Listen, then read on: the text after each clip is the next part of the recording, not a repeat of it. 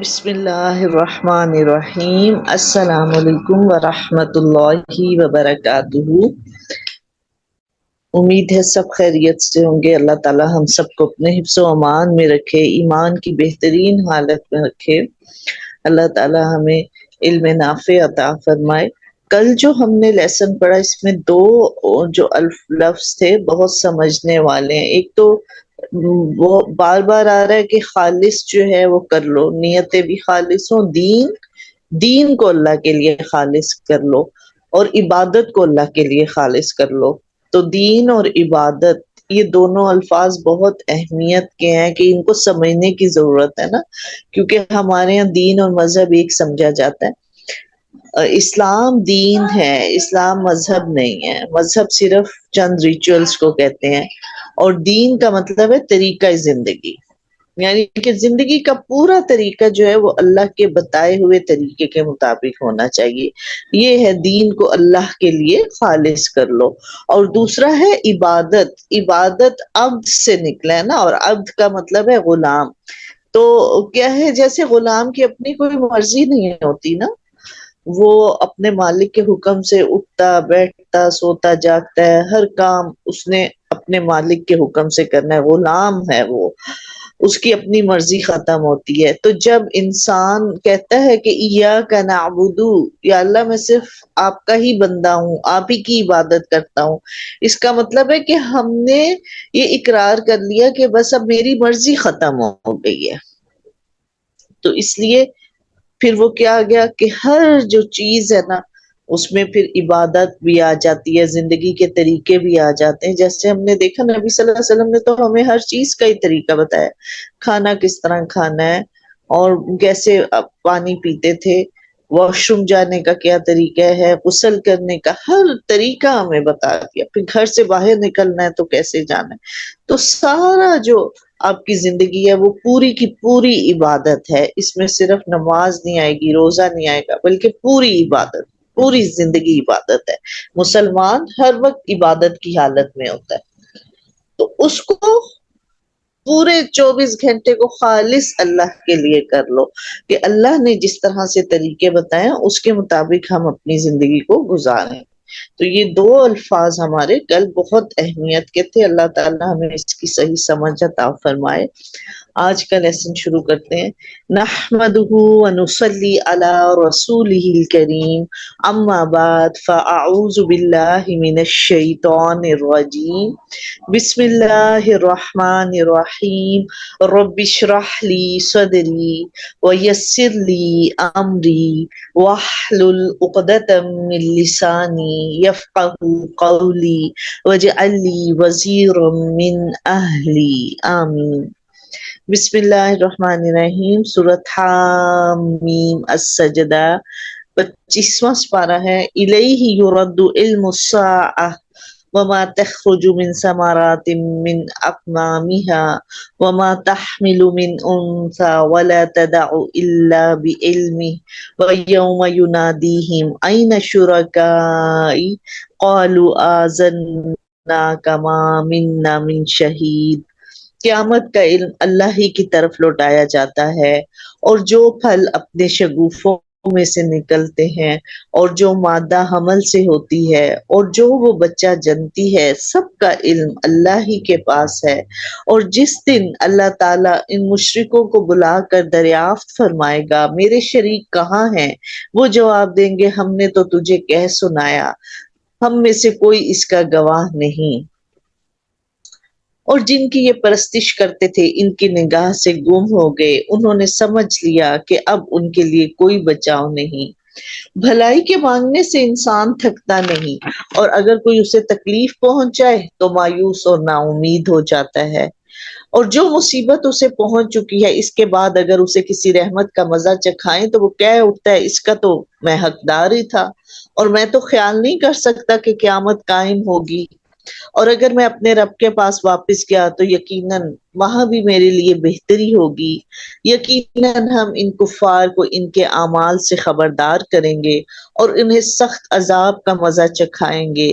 اور جب ہم انسان پر انعام کرتے ہیں تو منہ پھیر لیتا ہے اور کنارہ کش ہو جاتا ہے، اور جب اسے مصیبت پڑتی ہے تو بڑی لمبی دعائیں کرنے والا بن جاتا ہے۔ تو یہاں پر انسان کی نیچر بتا دی گئی کہ ایک تو جب انعام پہنچتا ہے تو اکڑ جاتا ہے، وہ کہتا ہے ہاں یہ تو میرا حقدار ہی تھا اس کے، شکر گزار نہیں ہوتا۔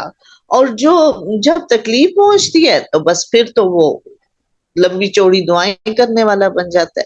تو اصل میں یہی ہے کہ ہر حال میں اللہ کے آگے جھکے رہنا اور اس کا شکر گزار بندہ بننا۔ حدیث میں آتا ہے کہ اگر تم چاہتے ہو کہ تکلیف میں تمہاری دعاؤں کو سنا جائے تو تم اچھے حال میں، خوشحالی میں اس کو یاد کرو۔ تو اللہ تعالیٰ کو ہر حال میں یاد کرنا، اصل بات یہی سکھائی جا رہی ہے کہ ہمیشہ ہم انسان اللہ کے آگے جھک کے رہیں، اس کے بندے بن کے رہیں، جیسا کہ ابھی بات ہو رہی تھی کہ اپنی زندگی کو خالص اللہ کے لیے کر لے۔ یقین جانو یہ لوگ اپنے رب کے روبرو جانے سے شک میں ہیں۔ یاد رکھو کہ اللہ تعالیٰ ہر چیز کا احاطہ کیے ہوئے۔ یہ سارے باتیں اصل میں کس لیے ہیں؟ اللہ تعالیٰ نے کنکلوژن کر دیا کہ یقین جانو یہ سارے جو فطرت ہے نا، یہ سب اس لیے انسان یہ سب کر رہا ہے کہ یہ اپنے رب کے روبرو جانے سے، اس سے ملاقات کرنے سے شک میں پڑے ہوئے۔ کہتے تو ہیں کہ ہاں قیامت آئے گی، قیامت آئے گی، لیکن انہیں یقین نہیں ہے، شک میں ہے۔ شک ایسی چیز ہے نا جو آپ کے عمل کی راہ میں رکاوٹ بن جاتی ہے۔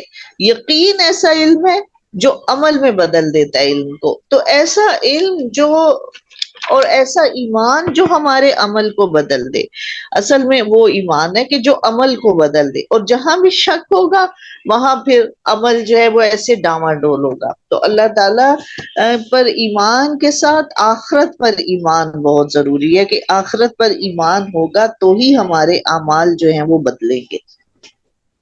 سورۃ الشورى، بسم اللہ الرحمن الرحیم، حامیم عین سین قاف، كذلك يوحي إليك وإلى الذين من قبلك الله العزيز الحكيم۔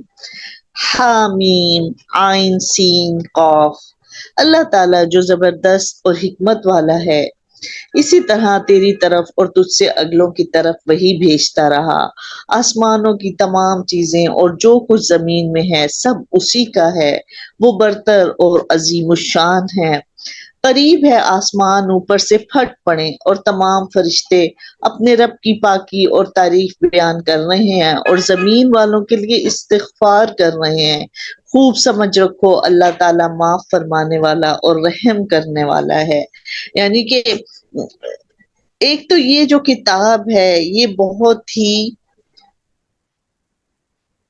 حکیم اور بہت زیادہ علم والے کی طرف سے ہے، بہت بلند ہے، بہت عظیم ہے۔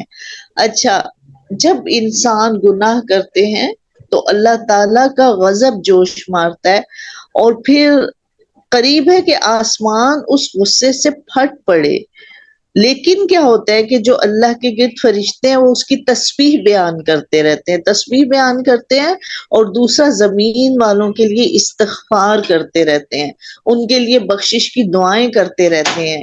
اور اللہ تعالیٰ بخشنے والا اور مہربان ہے۔ اسی لیے جب بجلی چمکتی ہے تو ظاہر ہے کہ اس میں بھی یہ خوف ہوتا ہے، تو پھر سبحان اللہ و بحمدہ سبحان اللہ العظیم پڑھنے کا کہا گیا کہ جب بھی ایسے کوئی آثار دیکھیں کہ اللہ معاف کرے کہ یہ نہ ہو، کوئی اللہ کی طرف سے عذاب نہ ہو، اللہ کی طرف سے کوئی سختی نہ آئے، تو اللہ کی تسبیح بیان کرنی شروع کر دینی چاہیے کہ تسبیح ایسا عمل ہے جو اللہ کے جوش کو، اللہ کے غصے کو ٹھنڈا کرتا ہے۔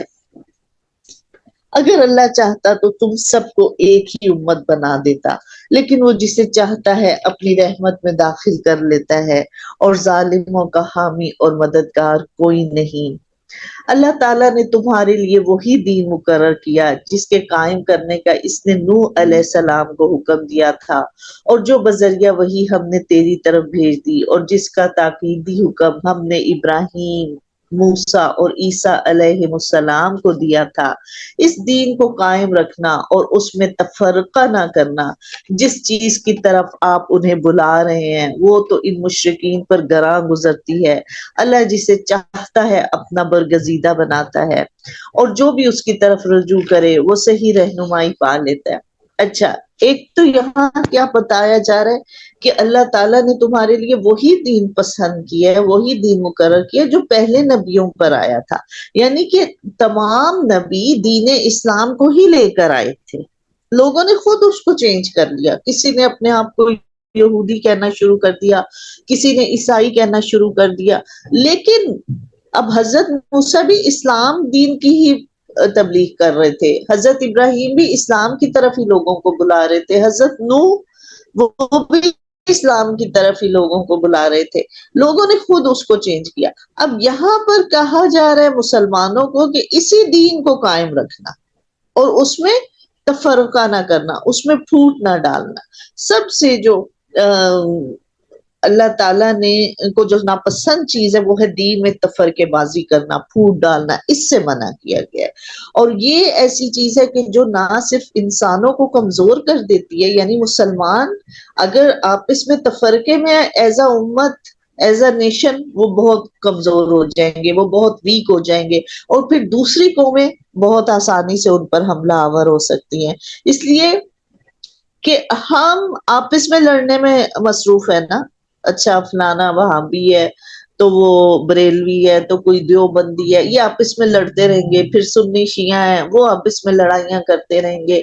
اب باہر والوں کو تو پتہ چل رہا ہے، غیر مسلموں کو، کہ ان کے تو آپس میں پھوٹ ہے، انہیں خود ہی کچھ نہیں پتا کہ صحیح کون سا اب وہ سازشیں کرتے رہتے ہیں، اور وہ مسلمانوں کے خلاف سازش کرتے ہیں، وہ یہ نہیں کہ وہابیوں کے خلاف سازش کریں گے یا وہ بریلویوں کے خلاف کر لیں گے یا شیعہ یا سنی کے خلاف کریں گے، وہ تو مسلمان ہی سمجھتے ہیں سب کو، اور وہ ان کے خلاف، لیکن اصل کیا، وہ تو ہمارے خلاف کریں گے سازشیں، وہ ہم پہ حملہ آور ہوں گے، لیکن اصل بات یہ کہ مسلمان اس کے لیے تیار نہیں ہے، کیونکہ ہم نے تو ساری طاقتیں آپس میں لڑائی کرنے میں لگا دی، تو اب دشمن سے ہم کیسے لڑیں گے؟ تو یہی چیز پہلے بھی ذکر ہوئی تھی جب شب قدر کے بارے میں بتایا جا رہا تھا کہ آپس میں مسلمان لڑ رہے تھے، جس کی وجہ سے اس کا علم اٹھا لیا گیا۔ تو مسلمانوں کا آپس میں لڑنا اللہ تعالیٰ کو بہت ہی ناپسند ہے، اور بہت سی اس کی وجہ سے خیر اور برکتیں محروم اس سے مسلمان ہو جاتے ہیں۔ اللہ ہمیں سلوک اور اتفاق کے ساتھ رہنے کی توفیق عطا فرمائے۔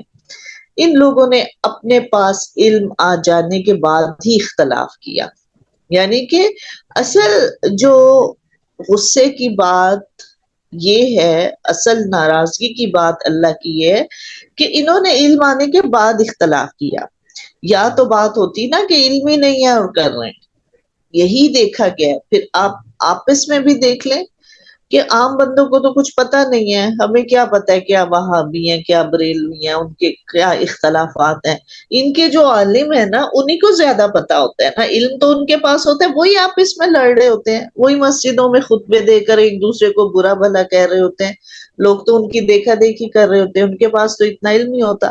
اس لیے جو زیادہ غصے کی، زیادہ پریشانی کی، زیادہ دکھ کی بات یہ ہے کہ علم آ جانے کے بعد اختلاف کرنا، تو وہ چیز بالکل بھی قابل قبول نہیں، کہ علم نہ ہو تو وہ تو غلطی ہوگی، وہ اللہ تعالیٰ معاف فرما دیتے ہیں، لیکن علم آنے کے بعد اس قسم کی حرکتیں کرنا یہ اللہ تعالیٰ کو بالکل ناپسند ہے۔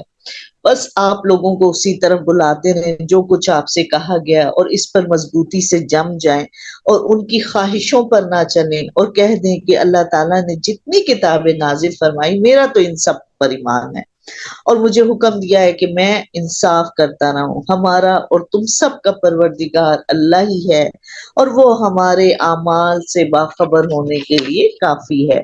تو بہرحال اللہ تعالیٰ نے مسلمانوں کو کیا طریقہ بتا دیا کہ آپ ان سے بحث نہ کریں، بلکہ جو اللہ نے علم دیا ہے اس کے مطابق عمل کرتے رہیں۔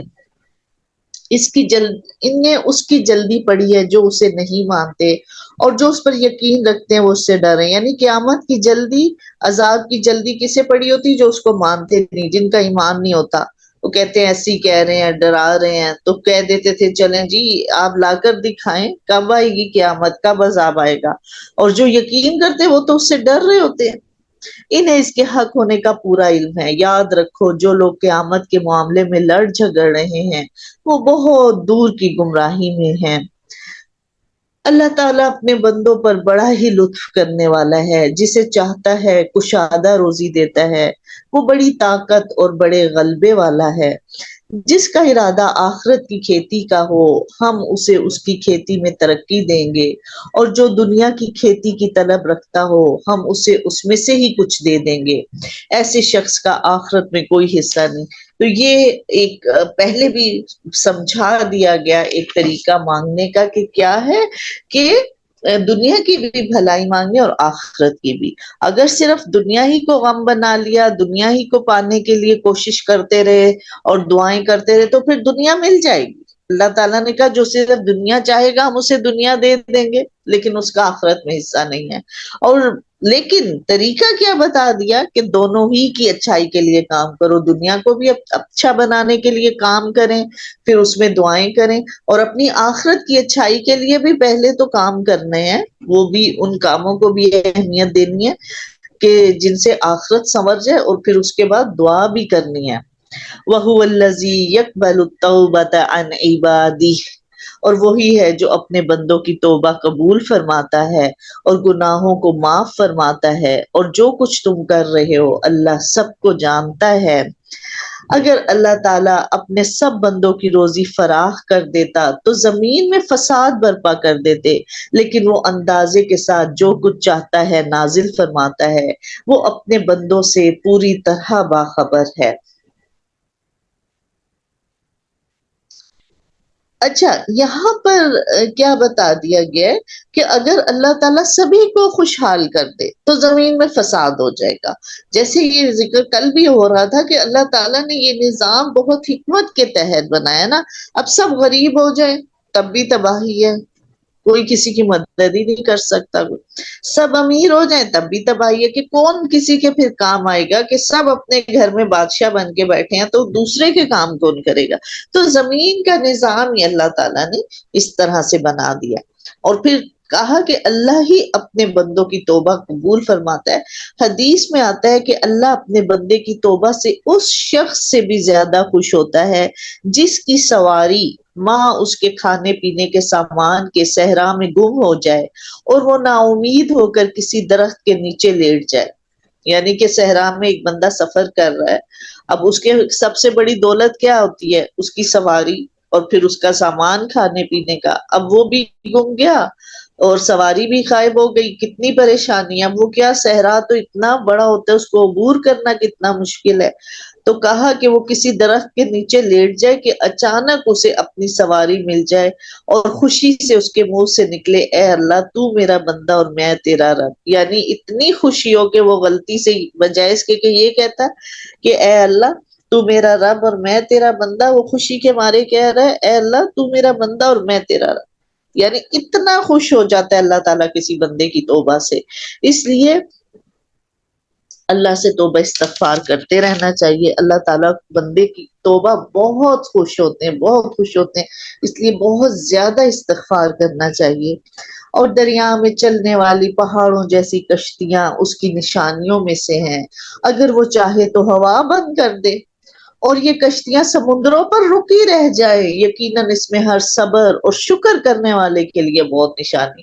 یعنی یہاں سے ہمیں پتہ چل رہا ہے کہ کشتی ہوا کی وجہ سے چل رہی ہوتی ہے سمندروں میں، اور اگر ہوا بند ہو جائے تو کشتی چلے ہی نہ. دیکھیں کیسی مطلب یہاں سے ہمیں پتہ چلتا ہے نا کہ قرآن کتنی سچی کتاب ہے، اور ایسا علم جو 1400 سال پہلے ہمیں دے دیا گیا کہ اللہ تعالیٰ فرما رہے ہیں کہ اگر ہوا بند ہو جائے تو وہ کشتی جہاں رکی ہے وہ وہیں رکی رہے ساری عمر.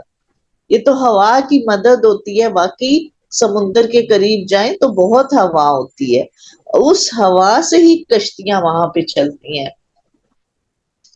تو تمہیں جو کچھ دیا ہے وہ زندگانی دنیا کا کچھ یوں ہی سا اسباب ہے، یعنی یہ تھوڑی سی چیزیں ہیں، یہ کوئی بہت بڑا سامان نہیں تمہیں دیا ہوا، اتنا تمہیں دیا کہ بس اپنی زندگی کو یہاں گزار لو اچھے طریقے سے، یہ نہیں کہ اس کو اکٹھے کرنے میں لگ جاؤ، یہ تو تھوڑا سا وقت گزارنا ہے، تھوڑا ہاں ریسورسز کو یوز کرنا ہے نا، ریسورسز کے بغیر تو کوئی زندگی نہیں ہے، تو اتنا سا کرو کہ جس سے تمہاری زندگی اچھی گزرے، اور اللہ کے پاس جو ہے وہ اس سے بہت بہتر اور پائیدار ہے، وہ ان کے لیے جو ایمان لائے اور اپنے رب پر بھروسہ کرتے ہیں۔ اصل جو چیز ہے وہ آخرت ہے، وہ اللہ کے پاس ہے، اس کی تیاری کرو، کیونکہ وہ تو ہمیشہ کی زندگی ہے نا، یہ تو تھوڑی سی زندگی ہے، یہ ختم ہو جائے گی، تو اس میں جیسے بھی ہے وقت گزر جائے، لیکن اصل جو چیز ہے وہ اللہ کے پاس ہے، کیونکہ وہ ہمیشہ کی زندگی ہے، اس لیے اس کے لیے محنت کرنی ہے۔ اچھا، کون لوگ جو اپنے رب پر بھروسہ کرتے ہیں اور کبیرہ گناہوں سے اور بے حیائیوں سے بچتے ہیں اور غصے کے وقت معاف کر دیتے ہیں اور اپنے رب کے فرمان کو قبول کرتے ہیں، نماز کی پابندی کرتے ہیں اور ان کا ہر کام آپس کے مشورے سے ہوتا ہے، اور جو ہم نے انہیں دے رکھا ہے اس میں سے ہمارے نام پر خرچ کرتے ہیں، اور جب ان پر زیادتی ہوتی ہے وہ صرف اتنا بدلہ لیتے ہیں جتنا ان کے اوپر ظلم ہو۔ تو یہاں پر ان لوگوں کی خوبیاں بتا دی گئیں کہ جو آخرت کے لیے کام کرتے ہیں۔ اب یہ ان کی خصوصیات ہیں جو دنیا کی زندگی کو اہمیت نہیں دے رہے، جنہوں نے یہ سمجھ لیا ہے کہ ہماری آخرت کی زندگی اصل زندگی ہے، ہم نے اس کے لیے کام کرنا ہے۔ اب ان کے لیے کیا کیا ان کی خصوصیات کیا ہے؟ ایک تو یہ ہے کہ وہ ایمان لاتے ہیں اور اپنے رب پر توکل کرنے والے، بھروسہ کرنے والے ہیں۔ تیسری بات کیا ہوئی؟ کبیرہ گناہوں سے، بے حیائی کے کاموں سے بچتے ہیں، اور پھر غصہ آ جائے تو معاف کر دیتے ہیں، غصے کو پی جانے والے لوگ ہیں۔ اچھا، اپنے رب کے فرمان کو قبول کرتے ہیں، یعنی اپنے رب کی فرما برداری کرتے ہیں اور نماز کی پابندی کرتے ہیں۔ اچھا، یہاں پر تو دیکھیں خالص سی باتوں کا ذکر ہوا، نیکیوں کا، لیکن ایک اور بات کہ آپس کا کام ان کا مشورے سے ہوتا ہے، تو یہ چیز بھی اللہ کے جو نیک بندے ہیں ان کی خصوصیت ہے کہ وہ ہر کام کو مشورے سے کرتے ہیں، اور جو ہم نے انہیں دے رکھا اس میں سے اللہ کی راہ میں خرچ کرتے ہیں، اور جب ان پر کوئی زیادتی کرتا ہے وہ بدلہ لے لیتے ہیں، یعنی کہ اللہ تعالیٰ نے بدلہ لینے سے منع نہیں فرمایا، لیکن اتنا بدلہ لو جتنے کی کسی نے تمہارے ساتھ زیادتی کی ہے، اور برائی کا بدلہ اس جیسی برائی ہے، اور جو معاف کر دے اور اصلاح کر لے اس کا اجر اللہ کے ذمہ ہے، یعنی کہ ہاں برائی جتنی ہوئی اتنا برا کر کے آپ بدلہ لے سکتے ہو، لیکن بہتر کیا ہے؟ فمن عفا، جو معاف کر دے اور اصلاح کر لے تو پھر اللہ اس کے لیے زیادہ اجر دے گا، اس میں زیادہ اجر ہے۔ تو اللہ تعالی ہمیں زیادہ اچھے کام کرنے کی توفیق عطا فرمائے، ہم دعا کر سکتے ہیں۔ بہرحال وَلَمَن صَبَرَ وَغَفَرَ إِنَّ ذَلِكَ لَمِنْ عَزْمِ الْأُمُورِ، جو شخص صبر کرے اور معاف کر دے تو یقیناً یہ بڑے حوصلے کے کام ہے، ہر کوئی نہیں کر سکتا، حوصلہ چاہیے۔ بہت اچھی بات ہے، صبر کرنا، معاف کرنا بہت بہت اونچی نیکیاں ہیں، بہت چوٹی کے کاموں میں سے ہیں، لیکن ہر کوئی نہیں کر سکے گا، اس لیے کہا کہ اگر ہمت نہیں ہے تو اتنا سا بدلہ لے لو، دل صاف کر لو، پھر بہتر یہ ہے کہ تھوڑا سا بدلہ لے کے جتنا تمہارے ساتھ زیادتی ہوئی ہے اتنا بدلہ لے کے دل صاف کر لو، لیکن اگر زیادہ اچھائی چاہتے ہو، اگر زیادہ نیکیوں میں آگے بڑھنا چاہتے ہو تو پھر اس کے لیے تو حوصلہ کرنا پڑے گا، ہمت کرنی پڑے گی۔ جنت آسانی سے نہیں ملنے والی چیز، جنت کے پھر اونچے درجوں کے جو یہ کام ہے نا کہ جو صبر کرے گا اور معاف کرے گا، یہ تو پھر جس نے اونچے درجے پانے ہیں پھر وہ اتنا کر سکتا ہے کہ وہ اپنے آپ کو سمجھا سکتا ہے کہ چلو خیر ہے، اس سے زیادتی ہوگی اب میں معاف کر دوں، تو یہ اللہ تعالیٰ نے فرمایا بڑے حوصلے کے کام ہے، اس کے لیے حوصلہ چاہیے۔ اللہ تعالیٰ ہمیں دے وہ حوصلہ کہ ہم معاف کرنے والوں میں ہو جائیں، اللہ ہمیں صبر کرنے والا، معاف کرنے والا بنا دے، آمین۔ اور اسی طرح ہم نے آپ کی طرف اپنے حکم سے روح کو اتارا، یعنی جبرائیل علیہ السلام کو۔ آپ اس سے پہلے یہ نہیں جانتے تھے کہ کتاب اور ایمان کیا چیز ہے، لیکن ہم نے اسے نور بنایا، اس کے ذریعے سے اپنے بندوں میں جسے چاہتے ہیں ہدایت دیتے ہیں۔ بے شک آپ راہ راست کی رہنمائی کرتے ہیں، اس اللہ کی راہ کی جس کی ملکیت میں آسمان اور زمین کی ہر چیز ہے۔ آگاہ رہو، سب کام اللہ ہی کی طرف لوٹتے ہیں۔ تو یہاں پر کیا نبی صلی اللہ علیہ وسلم کی نبوت کی یہ دلیل ہے کہ اللہ تعالیٰ نے فرمایا کہ اس سے پہلے آپ نہیں جانتے تھے کہ ایمان کیا چیز ہے، کتاب کیا چیز ہے، آپ بالکل امی تھے، بالکل پڑھے ہوئے نہیں تھے۔ تو یہ ایک آپ کی نبوت کی صداقت کی ایک دلیل ہے کہ 40 سال تک جس بندے کو کچھ پتا نہ ہو، جو پڑھنا لکھنا نہ جانتا ہو، اب جیسے پہلی وحی آئی اور فرشتے نے کہا پڑھو، تو آپ صلی اللہ علیہ وسلم نے فرمایا مجھے تو پڑھنا آتا ہی نہیں ہے، میں تو پڑھا ہوا نہیں، لیکن پھر پڑھنا پڑا اور پھر علم آ گیا، اللہ تعالیٰ نے سینہ کھول دیا علم کے لیے۔ تو یہ ایک دلیل ہے کہ جب ایک بندہ 40 سال تک نہیں پڑھا، پھر اچانک اتنے علم والی باتیں، اتنی اور پرانے نبیوں کی باتیں اور یہ سب کیسے پتا چلا؟ اس سے پھر پتا چلتا ہے کہ قرآن واقعی اللہ کی کتاب ہے اور جو فرشتے کے ذریعے آپ صلی اللہ علیہ وآلہ وسلم تک پہنچا۔ سورت الزخرف، بسم اللہ الرحمن الرحیم، حامیم والکتاب المبین۔ حامیم، قسم ہے اس واضح کتاب کی، ہم نے اس کو عربی زبان کا قرآن بنایا کہ تم سمجھ لو، یقیناً یہ لوح محفوظ میں ہے اور ہمارے نزدیک بلند مرتبہ اور حکمت والی کتاب ہے۔ تو اللہ تعالیٰ نے قرآن کو عربی زبان میں کس لیے نازل کیا کہ وہاں جہاں اصل میں ڈائریکٹ جہاں خطاب تھا اور جن لوگوں میں قرآن کو نازل کیا گیا ان کی زبان عربی تھی۔ پھر قرآن کا پیغام صرف عرب کے لیے نہیں ہے، پیغام تو سب پوری دنیا کے لیے ہے نا پھر، لیکن اس وقت کیونکہ ڈائریکٹ عرب ان کے مخاطب تھے اور نبی صلی اللہ علیہ وآلہ وسلم عرب تھے، ان کی زبان عربی تھی، اس لیے ان کی زبان میں قرآن نازل کیا گیا تاکہ آپ تک آگے پہنچانا آپ کے لیے آسان ہو۔ پھر اس کو وہ تفسیر بیان کی گئی، سمجھایا گیا، اس کی گرامر بتائی گئی کہ عام دوسرے لوگ بھی سمجھ سکیں۔ پھر جب ہمارے لوگوں نے عربی کو سمجھا، سیکھا، اس کی گرامر کو سمجھا اور اس کی تفسیر کو سمجھا، پھر انہوں نے اردو ترجمہ کر لیا۔ پہلے انہوں نے عربی کو سیکھا، پھر انہوں نے اردو ترجمے کیے۔ تو کچھ وہ بندے ایسے تھے جنہوں دونوں زبانیں آئیں، تو اس لیے یہ ناممکن بات نہیں ہے کہ ہم کہیں، جیسے بہت ہم کہتے تھے، پہلے ہمیں بھی ہوتا تھا جب سمجھ نہیں آتی تھی کہ یہ کیا قرآن تو عربی میں، اب ہم کیسے سمجھیں، ہم کیا کریں گے، ہم کیسے اپنے عمل بدلیں گے؟ لیکن پھر اللہ تعالیٰ نے علم کے راستے کھولے، اتنا کام ہوا علم پہ کہ ہمیں سمجھانے والے، بتانے والے آگے، اور اللہ کا شکر ہے کہ آج ہم کچھ نہ کچھ اس کو سمجھ سکتے ہیں۔ اللہ مزید ہمیں توفیق دے کہ جتنا زیادہ ہم اس کے قریب ہوں گے، اور بہترین طریقہ یہی ہے کہ اگر ہم عربی کو سیکھ لیں تو ڈائریکٹ ہم اس کو پڑھ کے سمجھ جائیں، اس کی پھر کیا ہی بات ہے۔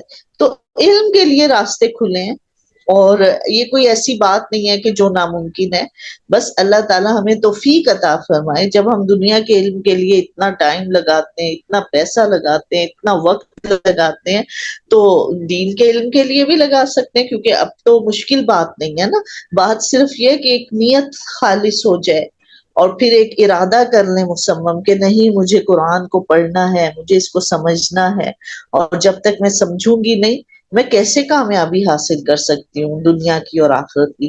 تو نیت خالص ہو، جذبہ ہو، تو پھر تو کام آسان ہو جاتے ہیں نا۔ اللہ ہمیں توفیق عطا فرمائے۔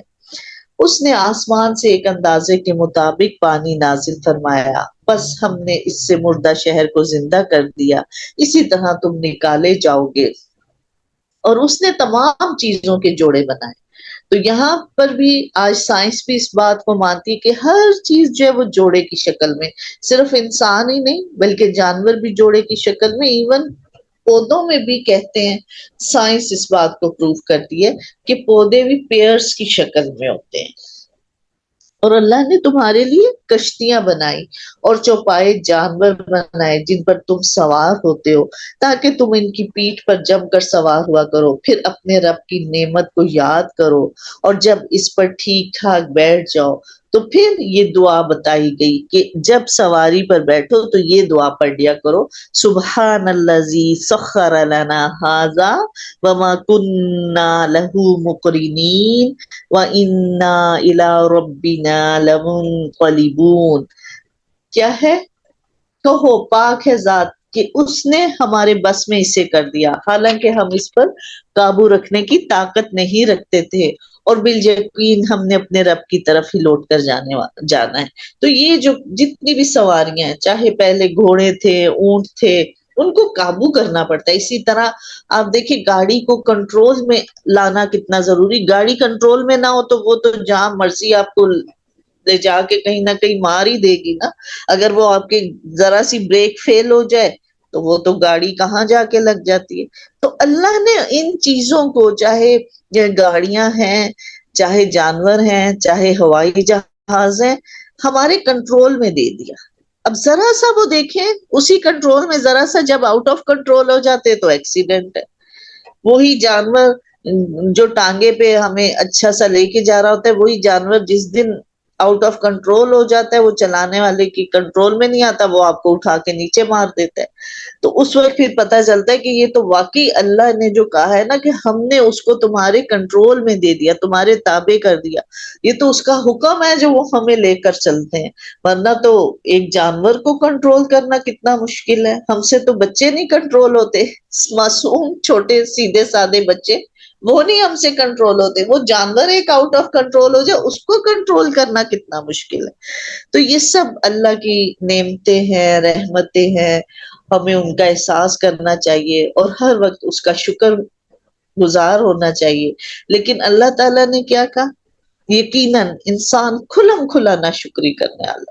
یہ ساری نعمتیں گنوا کے کہا، پھر بھی اللہ نے بعض بندوں کو اس کا جز ٹھہرا دیا. یعنی کہ یہ ساری نعمتیں اللہ نے دی اور اللہ کی نعمتوں کو استعمال کرتے ہیں، پھر بھی کیا کیا کہ اللہ کے علاوہ کچھ اور لوگوں سے امپریس ہو گئے، کچھ اور چیزوں سے، کچھ اور ہستیوں سے امپریس ہو گئے، اللہ کا شکر ادا نہیں کیا. یقیناً انسان کھلم کھلا ناشکر ہے. یہاں کیا ناشکری کی بات کہ اس نے اپنے رب کو ہی نہیں پہچانا کہ میرے رب نے مجھے پیدا کیا، وہ اتنی شفقت والا ہے کہ اس نے میرے لیے پھر اتنی نعمتیں دی کہ میں آسانی کے ساتھ یہ زندگی گزار لوں. لیکن وہ کیا کرنے لگا؟ کسی اور سے امپریس ہو گیا. جس چیز نے اس کو فائدہ پہنچایا اسی کے تابع ہو گیا، اسی کو اپنی کمزوری بنا دیا.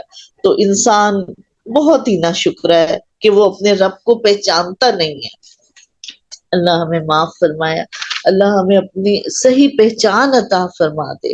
اور کیا ہوا کہ جب ابراہیم علیہ السلام نے اپنے والد سے اور اپنی قوم سے فرمایا، میں ان چیزوں سے بیزار ہوں جن کی تم عبادت کرتے ہو، اور مجھے تو بس صرف اسی کی عبادت کرنی ہے جس نے مجھے پیدا کیا، اور وہ مجھے ہدایت بھی دے گا. ابراہیم علیہ السلام اس کو اور اپنی اولاد میں باقی رہنے والی بات قائم کر گئے تاکہ لوگ شرک سے باز آتے رہے. بلکہ میں نے ان لوگوں کو اور ان کے باپ دادا کو کچھ سامان دیا، یہاں تک کہ ان کے پاس حق اور صاف صاف سنانے والا رسول آ گیا، اور حق کے پہنچتے یہ بول پڑے یہ تو سری جادو ہے. اور کہنے لگے یہ قرآن دونوں بستیوں میں سے کسی بڑے آدمی پر کیوں نہیں نازل ہوا. یعنی اور کوئی بات سمجھ نہیں آئی تو کہنے لگے کہ یہ تو یتیم تھے، نبی صلی اللہ علیہ وآلہ وسلم کا تو کوئی سٹیٹس نہیں تھا نا، یتیم تھے، اور بس وہ چچا نے پال دیا. پھر ٹھیک ہے حضرت خدیجہ دولت والی تھی، ان سے شادی ہو گئی، اپنا ان کا کوئی سٹیٹس نہیں تھا. تو یہ پھر ان کو انسلٹ لگتی تھی. جو بڑے بڑے سردار تھے وہ کہتے تھے یہ کیا، ہم میں سے اسی کے اوپر آنی تھی یہ وہی، کوئی بڑے بندے پر آتی. ہم تو یہ تو ہم سے غریب ہے، اس کا تو سٹیٹس ہم سے نیچے ہے، ہم اس کی بات کیسے مان لیں. کیا آپ کے رب کی رحمت کو یہ تقسیم کرتے ہیں؟ یعنی اللہ تعالی جس پہ چاہے اپنی رحمت کر دے. کیا یہ تقسیم کرتے ہیں، کیا وہ فیصلہ کرنے والے ہیں کہ رب اپنی رحمت کس پہ کرے؟ اللہ تعالیٰ کہتے ہیں نہیں، بلکہ یہ تو دنیا کی زندگی کی روزی ان میں تقسیم کیا اور ایک دوسرے سے بلند کیا تاکہ ایک دوسرے کے ماتحت رہیں، جسے یہ لوگ سمیٹتے پھرتے ہیں۔ اس سے آپ کے رب کی رحمت بہت بہتر ہے۔ مت سمجھیں یہ مال و دولت والے ہیں، ان سے امپریس مت ہو اس چیز سے۔ یہ تو اس لیے اللہ تعالیٰ فرما رہے میں نے دیا ہے کہ یہ دنیا کی زندگی کے سامان ہے، اور کوئی ان کا ماتحت ہوگا، کسی کی یہ مدد کریں گے، کسی کے یہ کام آئیں گے، کچھ وہ ان کے کام کریں گے۔ اس طرح سے یہ ایک سسٹم بنایا دنیا کا۔ باقی یہ جو لوگ سمیٹتے پھرتے ہیں، جو دولت کے پیچھے پاگل ہو رہے ہیں، جو اس کو سٹیٹس سمجھتے ہیں اور اپنے آپ کو بہتر سمجھتے ہیں غریب سے، اللہ تعالیٰ فرما رہے ہیں اس سے بہتر تو آپ کے رب کی رحمت ہے۔ رب کی رحمت کیا ہے؟ قرآن کا علم، قرآن اور حدیث، دین کا علم، کہ وہ اس سے بہت بہتر ہے۔ اس لیے آپ ان لوگوں سے بالکل امپریس نہ ہو۔ اور جو شخص رحمان کی یاد سے غفلت کرے، ہم اس پر ایک شیطان مقرر کر دیتے ہیں، وہی اس کا ساتھی رہتا ہے اور وہ انہیں راہ سے روکتے ہیں، اور یہ اسی خیال میں رہتے ہیں کہ یہ ہدایت یافتہ ہے، یہاں تک کہ جب وہ ہمارے پاس آئے گا کہے گا کہ کاش میرے اور تیرے درمیان مشرق اور مغرب کی دوری ہوتی، تو بہت ہی برا ساتھی ہے۔ یعنی کہ جس نے رحمان کی یاد سے غفلت کر لی۔ ایک تو یہ ہے نا کہ ٹھیک ہے کبھی نیکیاں کر لی اور بعض اوقات جو ہے وہ اس میں ایک کمی کوتاہی ہو جاتی، لیکن ایک انسان غافل ہی ہو گیا تو اللہ تعالیٰ فرمانے جو غفلت میں چلے گئے، اللہ معاف کرے، اللہ ہمیں غفلت سے بچائے، اس کا ساتھی تو ہم شیطان کو بنا دیتے ہیں۔ یعنی پھر وہ شیطان ہی اس کو برے طریقے بتاتا رہتا ہے، پھر وہ اس کو اپنے یہ کوئی نہ کوئی بہانے بنا دیتا ہے، خیر ہے ابھی ہم کر لیں گے نیک کام، ابھی ہماری عمر ہی کیا ہے، ابھی تو ہم جوان ہیں، ابھی ہم مصروف ہیں۔ یعنی وہ اپنے شیطان اس کو نا مصروف کام خوبصورت بناتا رہتا ہے کہ دیکھو نا تم تو اتنا پڑھ رہی ہو، تم تو ابھی جاب کر رہی ہو، تم کیسے قرآن پڑھ سکتی ہو، تمہارے پاس اتنا کیا ٹائم ہے۔ یعنی اس کو تسلیاں دیتا رہتا ہے۔ اس دن کیا ہوگا؟ کہیں گے تم تو بہت ہی برے ساتھی تھے، کاش میں نے تمہارا یہ ہے غفلت کا نتیجہ رب کے ذکر سے، اللہ کے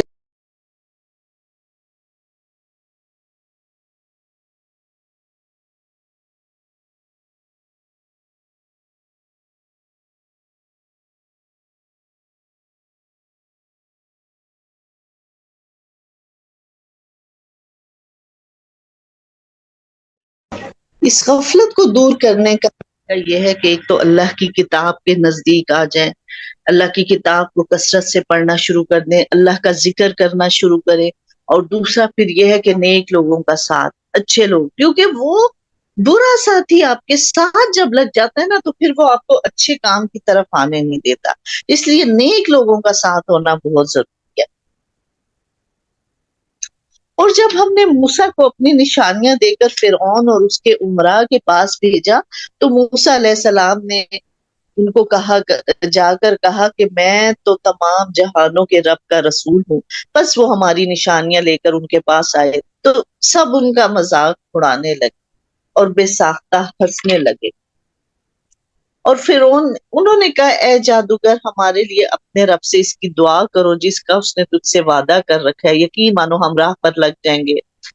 پھر جب ہم نے عذاب ان سے ہٹا لیا انہوں نے اسی وقت اپنا قول و قرار توڑ دیا، اور فرعون نے اپنی قوم میں منادی کرائی اور کہا اے میری قوم کیا مصر کا ملک میرا نہیں ہے اور میرے محلوں کے نیچے سے یہ نہریں بہ رہی ہیں؟ کیا تم دیکھتے نہیں ہو؟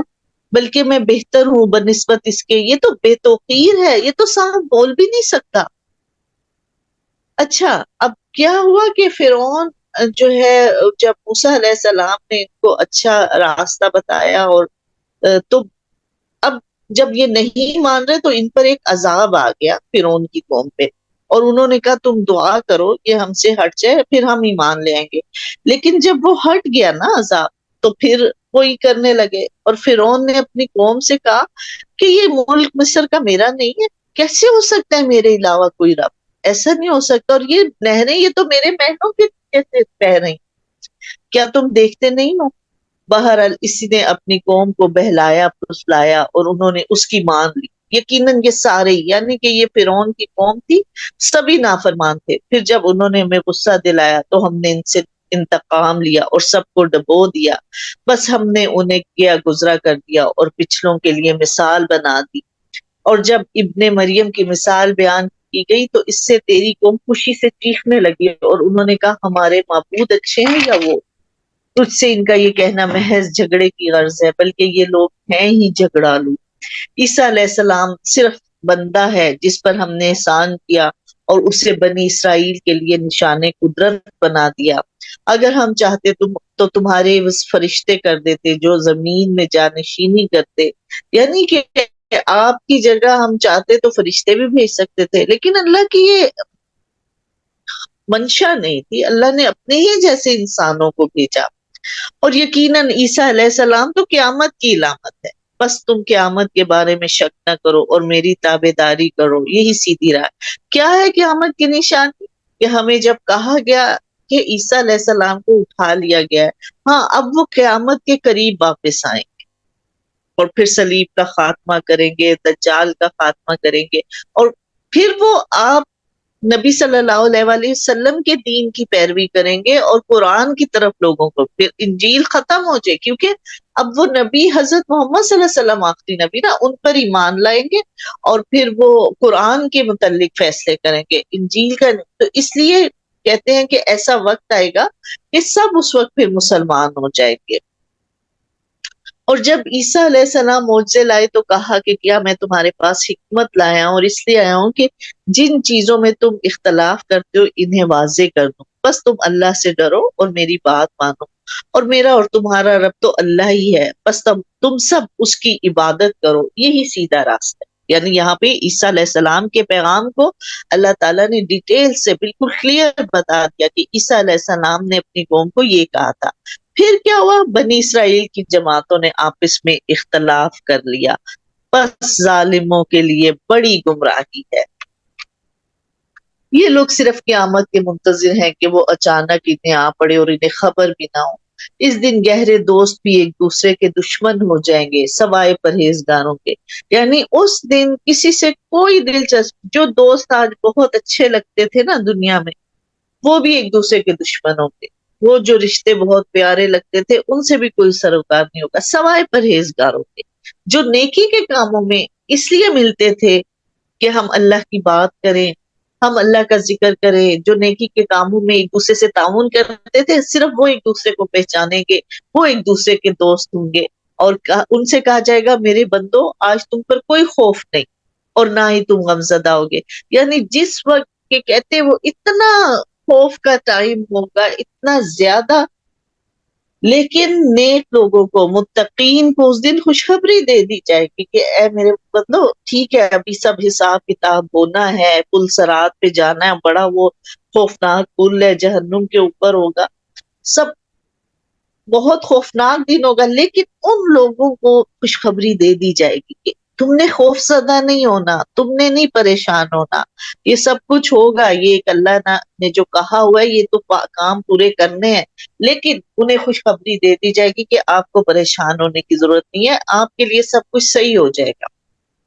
اور کیا تھا کہ وہ ہماری آیتوں پر ایمان لائے تھے اور پھر فرما بردار تھے، وہ مسلمان تھے، ان کو کہا جائے گا تم اور تمہاری بیویاں حشاش بشاش راضی خوشی جنت میں چلے جاؤ، ان کے چاروں طرف سے سونے کی رکابیاں اور سونے کے گلاسوں کا دور چلے، کراکری بھی گولڈ کی ہوگی، ان کے جی جس کی خواہش کریں گے اور جس سے ان کی آنکھیں لذت پائی، سب کچھ وہاں موجود ہوگا، یہی وہ جنت ہے، تم اپنے اعمال کے بدلے اس کے وارث بنائے گئے۔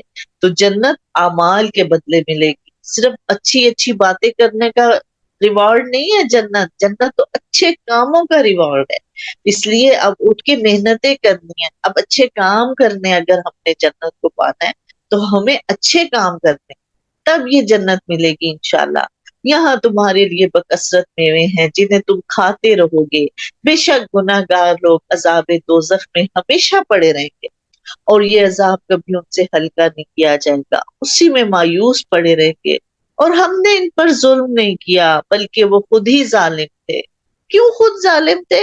اس لیے کہ اللہ تعالیٰ نے تو ان کے پاس حق بھیجا، ہدایت بھیجی، نبی بھیجے، رسول بھیجے، کتابیں بھیجی، لیکن انہوں نے جان کر بھی، حق کو پہچان کر بھی نہ مانا تو اللہ تعالیٰ فرما رہے ہم نے نہیں ان پہ ظلم کیا ہے، یہ خود اپنی جانوں پر ظلم کرنے والے تھے۔ اور پکار پکار کر کہے گے اے مالک، مالک کون ہے؟ جہنم کا فرشتہ، تیرا رب ہمارا کام ہی تمام کر دے۔ وہ کہے گا تمہیں تو ہمیشہ یہ، یعنی اس سے اچھا ہے ہمیں تو موت ہی آ جائے، اپنے لیے موت کو پکاریں گے، موت کی خواہش کریں گے۔ لیکن وہ فرشتہ کیا کہے گا؟ نہیں، تمہیں تو یہیں رہنا ہے، ہم تو تمہارے پاس حق لے کر آئے تھے، لیکن تم میں سے اکثر لوگ اس سے نفرت کرتے تھے، تو بس حق، اور آپ یہ جو حق کو انکار ہے، حق پہنچ گیا اور اس کا انکار کر دیا، ایسے لوگوں کا یہ انجام ہے۔ اللہ تعالیٰ ہمیں معاف فرمائے، اللہ تعالیٰ ہمیں حق کو پہچاننے والا اور اس کی تصدیق کرنے والا بنائے۔ دو کردار ہے نا، ایک تو حق کو پہچان کے فوراً تصدیق کر لی، تو پھر کیا انجام ہوا؟ حضرت ابو بکر صدیق کہ جن کے لیے کہا گیا امت کے بہترین فرد ہیں، نبی صلی اللہ علیہ وآلہ وسلم کے بعد ان کا رتبہ بتایا گیا۔ اور پھر ایک وہ ہے کہ جس نے حق کو دیکھا، پہچانا اور انکار کر دیا، وہ بھی کیریکٹر ہے، ابو جہل ہے، ابو لہب ہے۔ اللہ معاف فرمائے۔ ابو جہل کو ابو جہل کیوں کہا جاتا ہے؟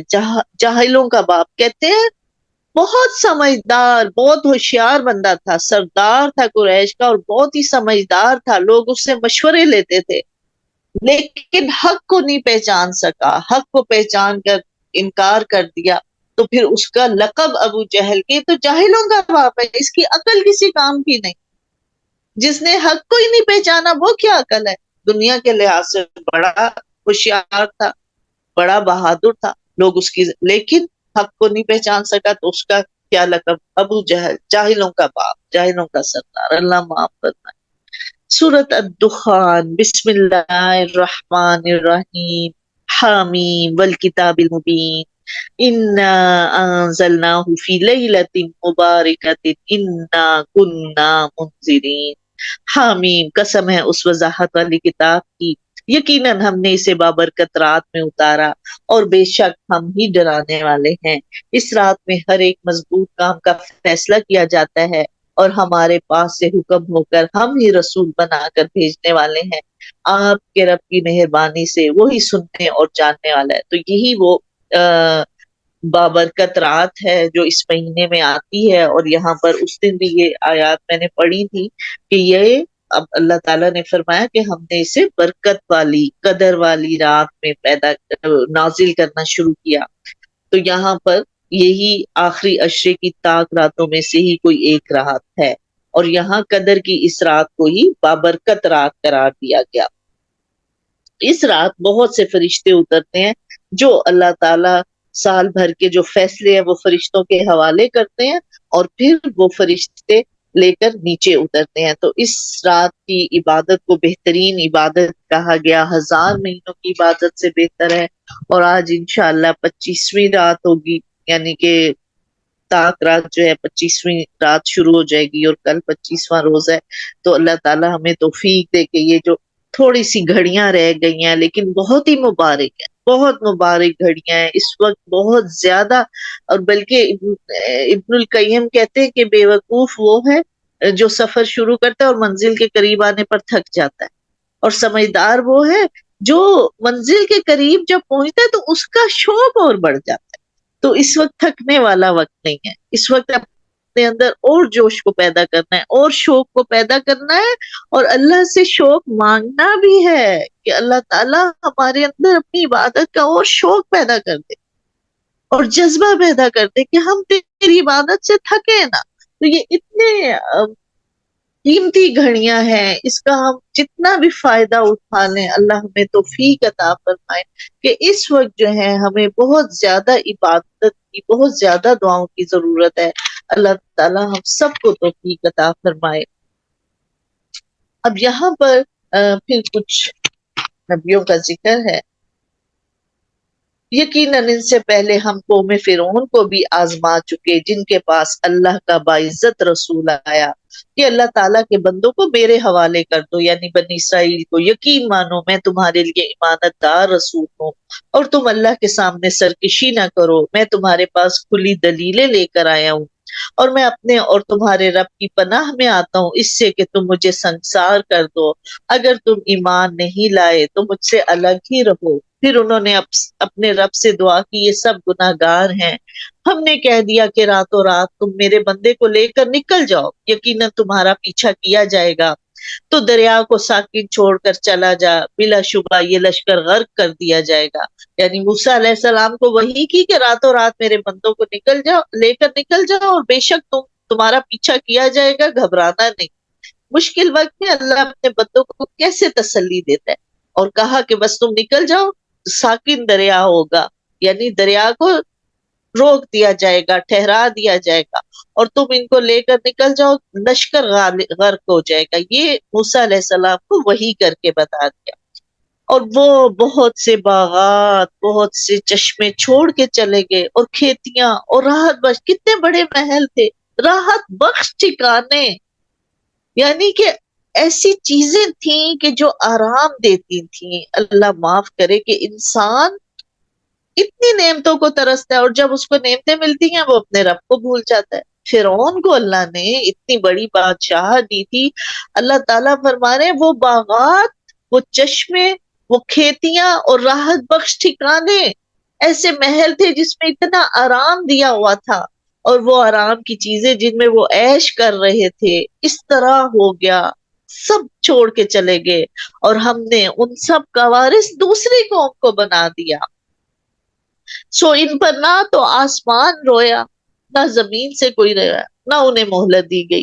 ایسی موت کہ کسی کو دکھ بھی نہیں ہوتا، کسی کو آج ہم بھی فرعون کا پڑھتے ہیں تو ہمیں دکھ نہیں ہو رہا ہوتا، ہم کتنی دفعہ پڑھتے ہیں کہ ہاں وہ تو ادھر ڈوب گیا، اور کوئی دکھ نہیں ہو رہا ہوتا۔ ابو جہل کا پڑھتے ہیں، ابو لہب کا پڑھتے ہیں، کوئی دکھ نہیں ہوتا، حالانکہ ہمیں کوئی کسی کی ڈیتھ کا بتائے نا، ہمارا اس سے رشتہ بھی نہ ہو تو بھی افسوس ہوتا ہے، دل دکھ سے بھر جاتا ہے نا، نہ بھی پتا ہو کسی کا، لیکن کہیں سنے اچھا پلان، کسی کا باپ فوت ہو گیا، کسی کا بچہ فوت ہو گیا، نہ بھی دیکھا ہو، نہ بھی جانتے ہو، دل کو دکھ ہوتا ہے۔ لیکن اللہ تعالیٰ ان لوگوں کے متعلق فرما رہے ہیں کہ ایسے لوگ تھے کہ جو نہ تو کوئی آسمان ان پہ رویا، نہ زمین پر کسی نے ان کا کوئی افسوس کیا، اور بے شک بنی اسرائیل کو رسوا کن سزا سے نجات دے دی۔ بس اللہ کا حکم آ گیا تھا کہ بنی اسرائیل کو غلامی سے نکالنا ہے، اور جو فرعون کی طرف سے ہو رہی تھی فی الواقع وہ سرکش اور حد سے گزرنے والوں میں سے تھا، اور ہم نے دانستہ طور پر بنی اسرائیل کو دنیا جہان والوں پر فوقیت دی، اور ہم نے ایسی نشانیاں دی جن میں سری آزمائش تھی۔ یہ لوگ تو یہی کہتے ہیں کہ آخری چیز یہی ہمارا پہلی بار دنیا سے مر جانا، اور ہم دوبارہ نہیں اٹھائے جائیں گے۔ یعنی بنی اسرائیل کو اللہ تعالیٰ فرما رہے ہیں ہم نے خود سوچ سمجھ کر فوقیت دی۔ اب یہاں پر وہ چیز بتائی جا رہی ہے کہ دیکھو ہم نے تو تمہیں فوقیت دی تھی، ایسے نہیں تمہیں دے دی بلا سوچے سمجھے کر دیا، اتنا بڑا کام کیا کہ فرعون جیسے بڑے بادشاہ کو مارا، اور اس کے ساتھیوں کو ختم کر دیا، اور ان کی چیزوں کا تمہیں وارث بنا دیا، پھر فوقیت دی کہ اور بھی نبی آئے، اور پھر تمہاری اس زمین پر قبضہ ہو گیا۔ لیکن اب اللہ تعالیٰ نے اگر بنی اسرائیل کو چھوڑ کے بنی اسماعیل میں نبی بھیجا ہے تو تم کیوں نہیں مانتے؟ تم تو اللہ کے بندے ہو، تمہیں تو ماننا چاہیے، لیکن بہرحال وہ نہیں مانے۔ اللہ تعالیٰ فرما رہے ہیں ہم نے تو ہر چیز کو تدبیر کے ساتھ پیدا کیا ہے، لیکن اکثر لوگ نہیں جانتے کہ جو کچھ ہو رہا ہے وہ سب ایک حکمت کے تحت ہو رہا ہے، اور اللہ تعالیٰ نے سب کے لیے کوئی پلان بنایا ہوا ہے، ایسے نہیں چھوڑ دیا جائے گا۔ کوئی اپنے آپ کو تنہا نہ سمجھے، کوئی یہ نہ سمجھے کہ مجھے شاید رب بھول گیا ہے۔ اللہ نے تو ہر چیز کے لیے، ہر انسان کے لیے ایک پلان بنایا ہوا ہے، لیکن اکثر لوگ نہیں جانتے۔ یقیناً فیصلے کا دن ان سب کا طے شدہ وقت ہے، اس دن کوئی دوست کسی دوست کے کچھ بھی کام نہیں آئے گا، اور نہ کسی کی مدد کی جائے گی۔ یعنی دوستوں پہ ہمیں مان ہوتا ہے نا، رشتوں پہ مان ہوتا ہے۔ اللہ تعالیٰ فرما رہے اس دن کوئی کسی کے کچھ بھی کام نہیں آئے گا، کوئی دوست نہیں، کوئی رشتہ نہیں، کوئی کسی کی مدد نہیں کر سکتا، مگر جس پر اللہ کی مہربانی ہو جائے وہ زبردست اور رحم کرنے والا ہے۔ بے شک زقوم کا درخت گناہ گار کا کھانا ہے، تو یہاں پر کیا، جس پر اللہ کی مہربانی ہو جائے، اسی چیز کو حدیث میں بیان کیا گیا کہ تم میں سے کوئی شخص اپنے عمل سے جنت میں نہیں جا سکتا جب تک اللہ کی رحمت نہ ہو۔ تو صحابہ نے پوچھا، یا رسول اللہ صلی اللہ علیہ وآلہ وسلم، کیا آپ بھی؟ آپ صلی اللہ علیہ وسلم نے فرمایا، ہاں میں بھی اس وقت تک جنت میں نہیں جا سکتا جب تک اللہ کی رحمت نہ ہو۔ تو اس لیے اپنے اعمال پہ بھروسہ نہیں کرنا، جنت جیسی بہت قیمتی، بہت اعلیٰ، یعنی کہ ہم تو تصور ہی نہیں کر سکتے نا، جیسے ابھی ہم نے پڑھا کہ وہاں تو کراکری بھی سونے کی ہوگی، ہم جیسے تصور کر سکتے ہیں ایسی جگہ کا؟ کہا وہ جنت جیسی چیز تمہارے اعمال کا بدلہ نہیں ہے، وہ تو اللہ کی رحمت ہے۔ ہاں یہ تو کوششیں ہیں، چھوٹی موٹی کرو کوششیں، اور اللہ سے دعا کرتے رہو اس کے لیے۔ اور نبی صلی اللہ علیہ وآلہ وسلم نے فرمایا، اپنے لیے جب بھی مانگو جنت الفردوس مانگو، کہ وہ اعلیٰ ترین جنت ہے۔ اللہم انا نسألک الجنت الفردوس، آمین۔ ہاں، گناہگاروں کی مہمانی کس سے ہوگی؟ زقوم کا درخت، وہ گناہگار کا کھانا ہوگا جو مثل تلچھٹ کے اور پیٹ میں کھولتا رہتا ہے تیز گرم پانی کے۔ اسے پکڑ لو، پھر گھسیٹتے ہوئے بیچ جہنم تک پہنچاؤ، پھر اس کے سر پر سخت گرم پانی کا عذاب بہاؤ۔ اس سے کہا جائے گا، چکھ اس عذاب کو، تو دنیا میں بڑا عزت والا تھا، اللہ معاف کرے ہم عزتوں کو روتے ہیں۔ اس دن ایک عزت والے کو جہنم میں ڈالا جائے گا اور کہا جائے گا کہ تم دنیا میں بہت عزت والے بن، اللہ معاف کرے۔ یہی وہ چیز ہے جس سے تم شک میں تھے، بے شک اللہ سے ڈرنے والے امن اور چین کی جگہ میں ہوں گے۔ یعنی جو دنیا میں اللہ سے ڈرتے تھے وہ اس دن امن اور چین میں ہوں گے، اور جو دنیا میں نہ ڈر ہو کر، دلیر ہو کر زندگی گزار رہے تھے کہ ہمیں کیا کسی نے کہنا ہے، ہم تو یہاں بھی خوشحال ہیں، آگے بھی خوشحال ہوں گے، ان کے لیے۔ اور وہ کیا کہ ہمیں تو بڑی عزت دی گئی تھی، ہمارا تو بہت پروٹوکول تھا، 10 گاڑیاں ہمارے آگے پیچھے ہوتی تھی، ہم تو آگے بھی اچھے ہی ہوں گے حال میں، لیکن ان کے لیے کہا جائے گا کہ تم بہت تمہاری عزت تھی، لوگ تمہیں جھک جھک کے سلام کرتے تھے، آج تمہارا ٹھکانہ جہنم۔ اللہ معاف کرے، اللہ ہمیں بچائے برے انجام سے۔ بے شک اللہ سے ڈرنے والے امن اور چین کی جگہ میں ہوں گے، باغوں اور چشموں میں، باریک اور دبیز ریشم کے لباس پہنے ہوں گے، آمنے سامنے بیٹھے ہوں گے۔ یہ اسی طرح ہے، یہ ایسا ہوگا، ایسے مت سمجھو یہ کہانیاں نہیں ہیں، اس طرح ہی ہونا ہے۔ اور ہم بڑی بڑی آنکھوں والی حوروں سے ان کا نکاح کر دیں گے، دل جمعی کے ساتھ، وہاں ہر طرح کے میووں کی فرمائش کرتے ہوں گے، وہاں موت کو چکھیں گے نہیں، ہاں پہلی موت جب وہ مر چکے، بس اس کے بعد انہیں کوئی موت نہیں آئے گی، انہیں اللہ نے دوزخ سے بچا لیا۔ یہ صرف تیرے رب کا فضل ہے اور یہی بڑی کامیابی ہے، تو ہمیں بھی اللہ سے اس کا فضل مانگنا چاہیے۔ اللہم انی اسألک من فضلک العظیم۔ اور ہم نے اس قرآن کو تیری زبان میں آسان کر دیا کہ وہ نصیحت حاصل کریں، بس منتظر رہ، یہ بھی انتظار کرنے والے ہیں۔ سورت الجاسیہ، بسم اللہ الرحمن الرحیم، حامیم، تنزیل الکتاب من اللہ العزیز الحکیم۔ حامیم، یہ کتاب اللہ غالب حکمت والے کی طرف سے نازل ہوئی، آسمان اور زمین میں ایمانداروں کے لیے بہت سی نشانیاں ہیں، یعنی جو مومن ہیں، جو ایمان لانے والے، ان کے لیے تو آسمانوں اور زمین میں بہت نشانیاں ہیں کہ وہ اللہ کی ہستی کو پہچان سکتے ہیں۔ اور خود تمہاری پیدائش میں بھی کبھی سوچا ہے کس طرح پیدا ہوئے ہو؟ یہ کسی انسان کا کام ہے؟ نہیں، یہ تو اللہ کی قدرت ہے، یہ اس کی قدرت کی نشانیوں میں سے ہے۔ اور ان جانوروں کی پیدائش میں بھی تمہارے لیے بہت سی نشانیاں ہیں، اور رات اور دن کے بدلنے میں، اور جو کچھ روزی اللہ تعالیٰ آسمان سے نازل فرما کر زمین کو اس کی موت کے بعد زندہ کر دیتا ہے، اور ہواؤں کے بدلنے میں بھی عقل مند لوگوں کے لیے بہت سی نشانیاں ہیں۔ یہ ہیں اللہ کی آیتیں جنہیں ہم آپ کو ہدایت دینے کے لیے سنا رہے ہیں، بس اللہ تعالیٰ اور اس کی آیتوں کے بعد یہ کس بات پر ایمان لائیں گے؟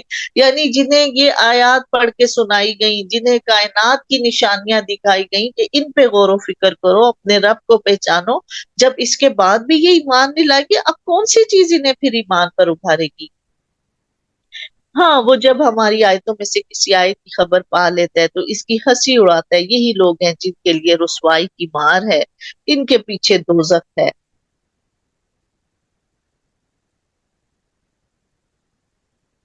جو کچھ انہوں نے کیا انہیں کچھ بھی نفع نہیں دے گا اور نہ ان کے کچھ کام آئے گا. جنہوں نے اللہ کے علاوہ کسی اور کو کارساز بنا دیا, بس یہ سرتاپا ہدایت ہے. جن لوگوں نے اپنے رب کی آیتوں کو نہ مانا ان کے لیے دردناک عذاب ہے. اللہ ہی ہے جس نے تمہارے لیے دریا کو تابع بنا دیا تاکہ اس کے حکم سے اس میں کشتیاں چلیں اور تم اس کا فضل تلاش کرو اور تم شکر بجا لاؤ. کہ اللہ تعالیٰ نے یہ نعمتیں اس لیے پیدا کی کہ اس کا فضل تلاش کرو, فائدہ اٹھاؤ ان نعمتوں سے اور شکر ادا کرو, اللہ کے شکر گزار بندے بن جاؤ. کیا آپ نے اسے دیکھا جس نے اپنی خواہش نفس کو اپنا معبود بنا رکھا ہے؟ تو اللہ تعالیٰ نے کہا کہ دیکھو, نبی صلی اللہ علیہ وسلم نے فرمایا بدترین معبود جس کی عبادت کی جاتی ہے وہ انسان کا اپنا نفس ہے. تو خواہش نفس کو اپنا الہ بنا لینا, یعنی اللہ کی بات سامنے آ گئی لیکن اب دل نہیں چاہ رہا, اب دل نہیں چاہ رہا تو بس نہیں کرنا, اور دل چاہ رہا ہے تو غلط کام بھی کر لینا ہے. یہ ہے خواہش نفس کو اپنا الہ بنا لینا کہ بس جو میرا دل چاہ رہا ہے نا میں وہی. اور یہی آج ماڈرن دنیا کا تو موٹو ہی یہ ہے کہ ہاں بس اپنے دل کی سنو اور کسی کی نہ سنو. تو یہ سب سے بڑا گمراہی کا نعرہ ہے, اللہ ہمیں معاف فرمائے. کہ مسلمان کے لیے تو جیسے شروع میں بات کر بتا دی کہ وہ تو ہم ہر وقت کیا کہہ رہے ہیں, ایاک نعبد, اللہ تعالیٰ بس ہم آپ ہی کے بندے ہیں, آپ ہی کی عبادت کرنے والے ہیں, آپ کی بندگی. یعنی جب آپ دین اسلام میں کلمہ پڑھ کر داخل ہو جاتے ہیں نا تو پھر اپنی مرضی ختم ہو جاتی ہے. دین یہ ہے کہ بس پھر اللہ کی مرضی پہ چلو, لیکن ہمیں کچھ اور سبق دیا جا رہا ہے کہ نہیں بس اپنے جو دل چاہتا ہے بس وہ کر. اللہ معاف کرے, یہ ایک بڑی گمراہی ہے. اور آسمانوں اور زمین کی بادشاہی اللہ ہی کی ہے, اور جس دن قیامت قائم ہوگی اس دن اہل باطل بڑے نقصان میں ہوں گے.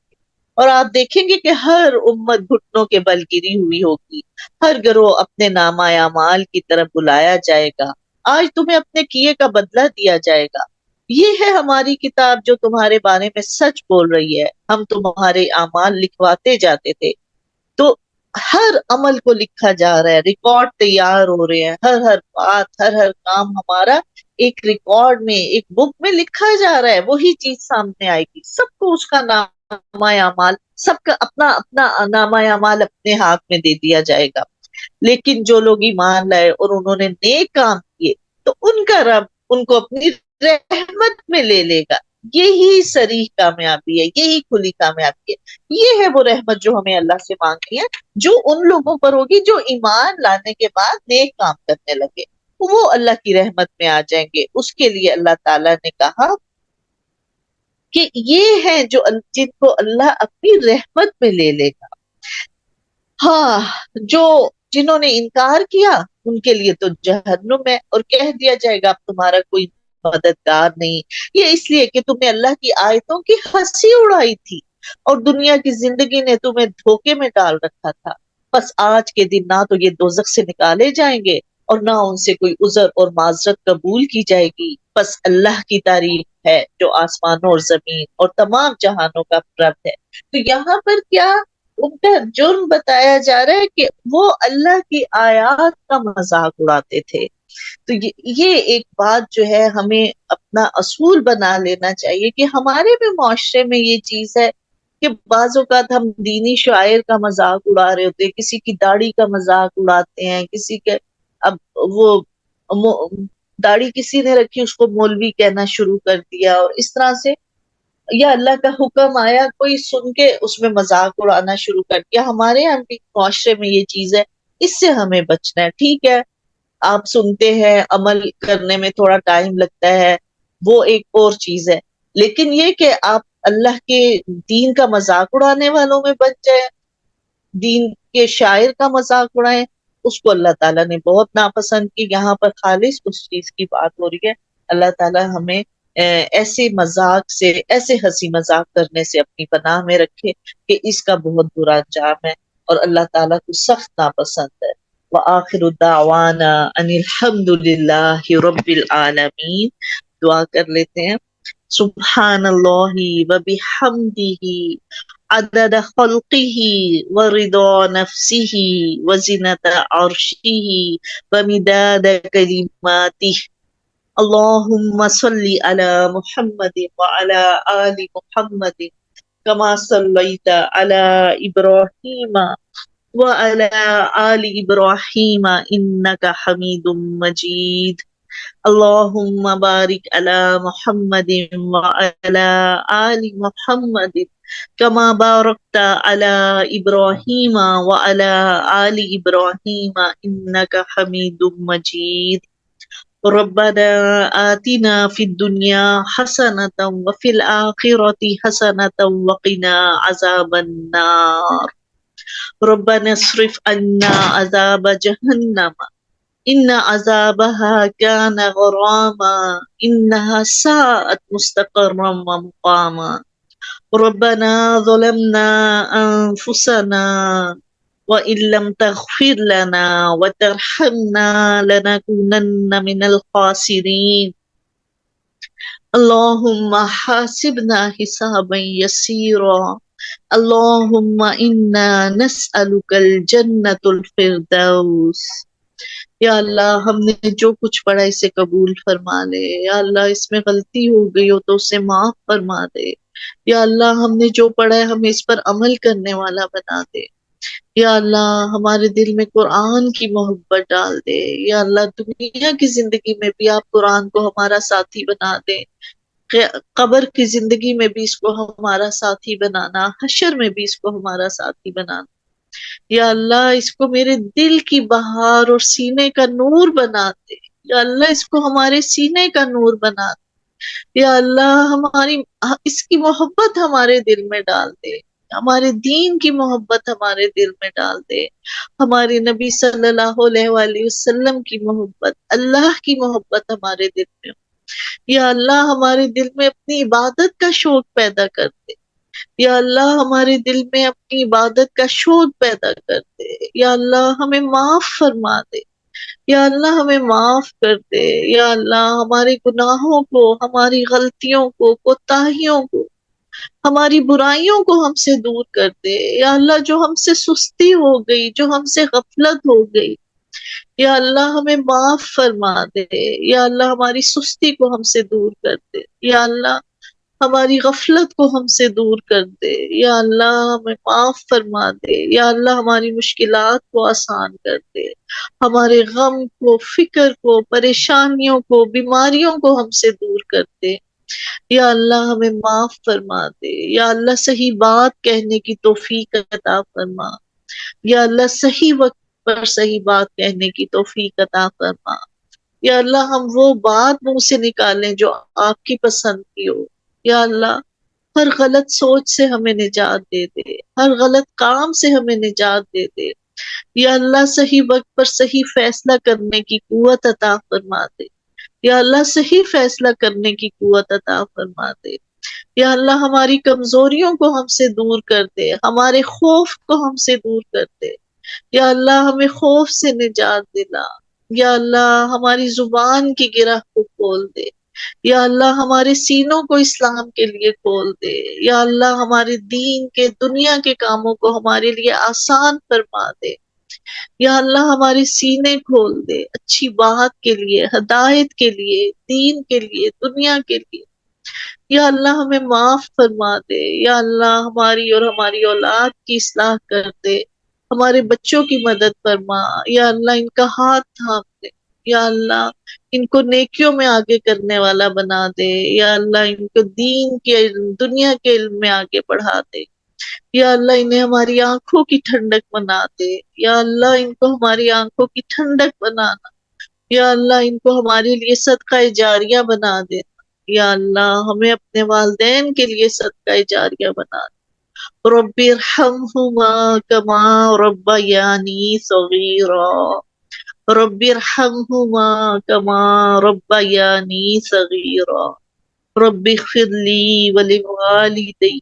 رب اغفر لی ولوالدی رب اغفر لي ولوالدي وللمؤمنين يوم يقوم الحساب اللهم اغفر للمؤمنين والمؤمنات والمسلمين والمسلمات يا حي يا قيوم برحمتك نستغيث برحمتك يا أرحم الراحمين لا إله إلا أنت سبحانك إني كنت من الظالمين لا إله إلا أنت سبحانك إني كنت من الظالمين لا إله إلا أنت سبحانك إني كنت من الظالمين یا اللہ سب کی پریشانیوں کو دور کر دے، یا اللہ سب کے دلوں کی جائز خواہشات کو پورا کر دے، یا اللہ جو بیمار ہیں ان کو شفا عطا فرما دے، جو پریشان ہیں ان کی پریشانیوں کو دور کر دے، یا اللہ جو کسی بھی وجہ سے پریشان سب کی پریشانیاں دور کر دے، یا اللہ سب مسلمانوں کی مدد فرما، یا اللہ فلسطین کے مسلمانوں کی مدد فرما، دنیا میں جہاں بھی کہیں مسلمانوں پہ ظلم ہو رہے یا اللہ سب کی مدد فرما، یا اللہ ہم سب مسلمانوں کو ہدایت دے دے، ہمارے دلوں کو جوڑ دے، ہمیں صحیح کام کرنے والا صحیح بات کرنے والا بنا دے، اپنے مسلمانوں کا خیال رکھنے والا بنا دے، آمین ربنا تقبل منا انك انت السميع العليم وتب علينا انك انت التواب الرحيم آمین یا رب العالمین سبحانك اللهم وبحمدك نشهد ان لا اله الا انت نستغفرك ونتوب اليك السلام علیکم ورحمۃ اللہ وبرکاتہ